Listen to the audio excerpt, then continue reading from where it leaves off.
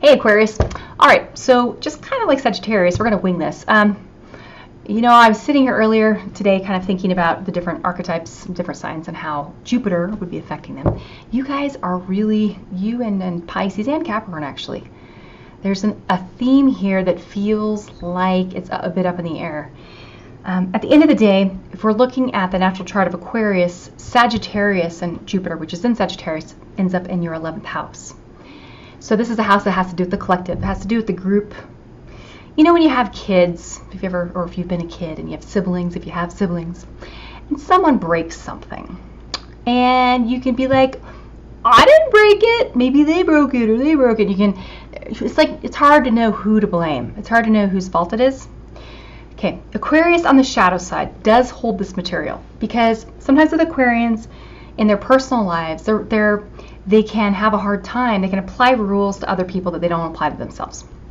Okay, and this is not, I'm not saying I'm not calling out Aquarians that they all do this or anything like that, but I'm just saying there can be this, they can be quick to recognize in another person standards or behavior or what have you that is out of alignment with that person, but sometimes it's harder for them to see it in themselves. Is that simple? And Aquarians are naturally they tend to be more contrarian. They tend to be more comfortable with kind of saying, oh, I don't agree. Or, coming from a place of like breaking up the harmony, breaking up the flow in a group, or detaching from a group, or like, that's not it, that kind of thing. So I sort of feel like with Jupiter here, now, you guys have been experiencing with the other planets. You've had Pluto in Capricorn, just kind of grinding away, hanging out in your 12th house, which feels like this sense that something big is changing, that's bigger than you, big changes and that you're almost like you're waiting for your time to emerge. I don't know if this makes sense, but I'm thinking of Oprah. Like Oprah with her, I don't know exactly when she quit doing her show, but I remember she started that channel, and I don't think it did very well. It was like a cable channel, and I don't think it didn't really get off the ground. It wasn't really time for it yet, and it just didn't do well from what I understand. Maybe it's still around, but it's changed and morphed a lot. To me, it feels almost like our Aquarians, depending on when you were born, like is your Uranus in Scorpio, for example? Like that's my generation. Do you have fixed planets or fixed but outer planets? Mainly Scorpio is what I'm thinking of. People who are Pluto Scorpio, Uranus and Scorpio, you're going to have angles to Uranus or to Aquarius that are harder angles. And it's as though the soul in this life is really working through throwing off ego-based material that has to do with collective norms, So like if we're part of a society where there's a belief that all men stay home with the baby and all women go to work. I don't know. And that's like ingrained in us from the time we're infants. Then that's kind of like the type of stuff I'm talking about.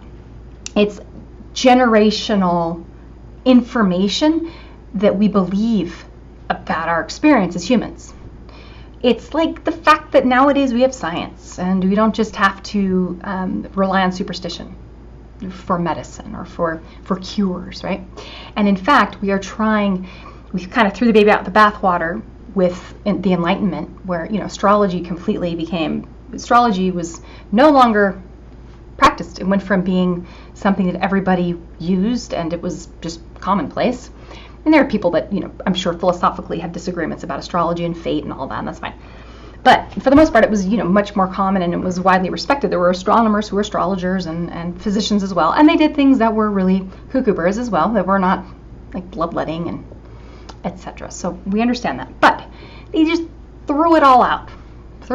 If this is wrong or incorrect, then the rest of it must all be superstition.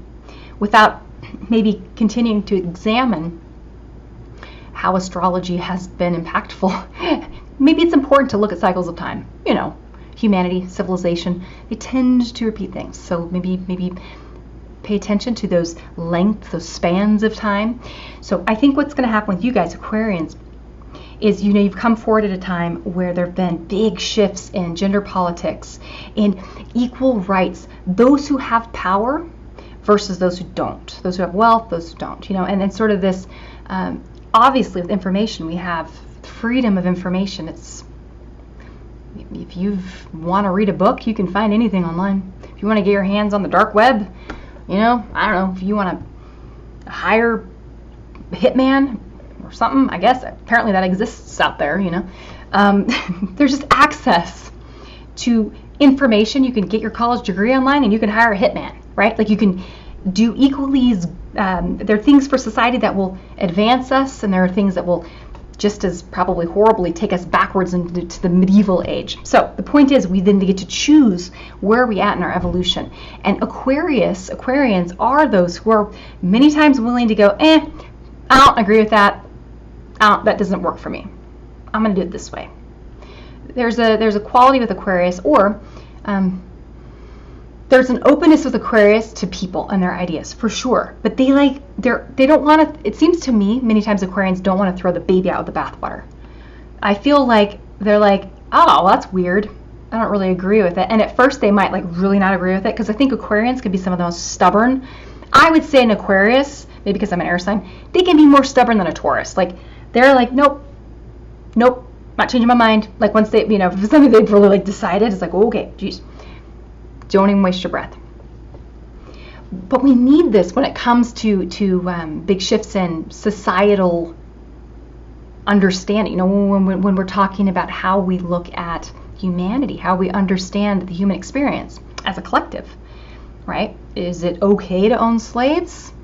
No, it's not. Is it okay though?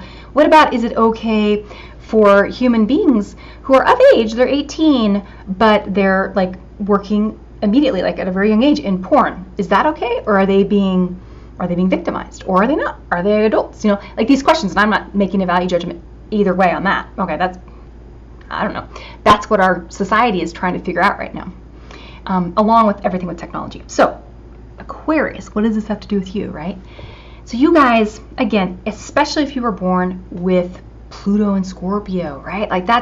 I was alive during a time when maybe there was a world war. Maybe I was part of a group of people that was fighting against it. Maybe I was a revolutionary. Maybe I was afraid and I didn't fight against it. Maybe I was a victim of power that was unbridled, evil that was unbridled, okay, etc. And maybe in this life I am a passionate defender of equal rights because of that experience. So to me, I feel like Aquarians have been slowly almost being prepared for a role that they will be playing as Uranus moves into Taurus and squares them. Because you guys have had, you've had Neptune in your second. Your values, as they align with money, the material world, proof, does having stuff, having money, having a job where you're successful, etc. Is that proof of you and that your life has purpose? Or, what does that say about you? What do you believe? What do you value? What do you hold on to? What do you try to control? Also, big. What in your world do you feel like you don't have control over? That's Neptune kind of in the second too. It can be a little bit of a dream wherever Neptune's at. And the second house does have to do with your money, your resources, but what you personally are in control of. So Neptune there can kind of feel a little bit like we're getting... we're not maybe seeing that area of our life very clearly. We may not feel like we have control over our world or our finances or our money, or we may feel like circumstances it keeps getting taken from us or something. That's one way of looking at this. But again, Neptune is really about it's the story that we're all one. There's a deeper lesson to be learned. Everything's connected. There really is no such thing as separation, right? We're in an enclosed system. We're here. I guess we can get on spaceships and leave, but for the most part, we all live here at this point. All right. Save a few of astronauts or in the soon-to-be retired space station. So, point is, Aquarians have been experiencing shifts in their values and having to be resourceful and having to figure things out, maybe as it applies to the physical world, their ability to manifest in their world, their ability to make things happen according and in alignment with their beliefs about collective values. And I think a big thing for Aquarians has been, if we've been feeling like as an Aquarius that we've been taking on burdens, we've been carrying a load for the team or something, or we've been trying to perpetuate our values, but if it feels like we're not getting any traction, or if we are finding ourselves seeing it work for other people, but not for ourselves, that stuff, that's more the victim-y speak. What's crazy is, of course, with Aquarius, not a shocker, I know a lot of Aquarians, and they're all sort of responding to things differently. It's like I'm seeing different reactions to the current, to just life and politics and our world from different people. At the heart of it, a lot of them, though, it feels like being able to see your world and your life through empowered eyes. With Pluto in the 12th, we may feel like our personal power has been subjugated. What's the word? That's not the right word. It's like our personal power, maybe somebody else has some control over it, possibly. Or it's, what's crazy is I also can see people who, this has been a huge blessing where they've been able to see the future and been able to see what's coming in this way that's really uncanny. And they've been able to kind of predict things because they're almost in this reality that's next to this reality, right? So it's like they're in this world where they're able to imagine the future and what will be happening in America. So people who are futurists or scientists or people who are in that field in economics where they need to kind of be able to see long range, those people I think are well positioned. People who are in the spiritual fields as well, if you're like a psychic or a medium, awesome. Listening though, really listening to that voice is important. And trusting, I think, trusting that inner voice is right, even if it completely contradicts what everybody else is saying. And that's why we need Aquarians, because I think there are going to be all of these new emergent technologies that we have no idea, we have no way to even consider what they might be, or even just how we interact with technology. The fact that our big, huge problems as humans, like global economics, how to solve poverty, we'll be able to solve. I mean, AI will be able to solve this with a model that will be like, this will solve poverty. But you're going to have to do these will be the sacrifices, right? Like, in order to get rid of the disparity we have in our world between different countries, or this is what needs to happen. But it's not going to be pretty. Like, it's going to require sacrifice. It's going to require division of, resources type of a thing. It's not like one small group gets lots of stuff and the rest is just screwed. You gotta share stuff. You gotta share. It's like, that's when we talk about this new world we're moving into, evolving as a species. The only way we're going to survive is if we learn how to work as a hive and share things. And that does require the dissolution of your ego, and that your life has to be some certain way that you have set in your mind, right? And Aquarians are really good many times at being different from society and saying it's okay to be different and to do things your own different way and to rebel against, and they're good team players. They're good at like, okay, this is what needs to happen, so let's do this. Let's get in this. And a good healthy Aquarius is like all about the group being successful, and is good at rebelling so long as it's like going to help us with new information that will help the group evolve quicker. Like, let's be the ones that outthink this problem and let's come up with a solution. Some crazy wacky solution. That's where Aquarians really shine. So, the high side with Aquarius, with Jupiter being in your 11th, this is a great time to focus on what do you believe about humans, about life, about existence. And also, what do you believe about in your world? Where do you not take responsibility for, whatever, like what you're manifesting?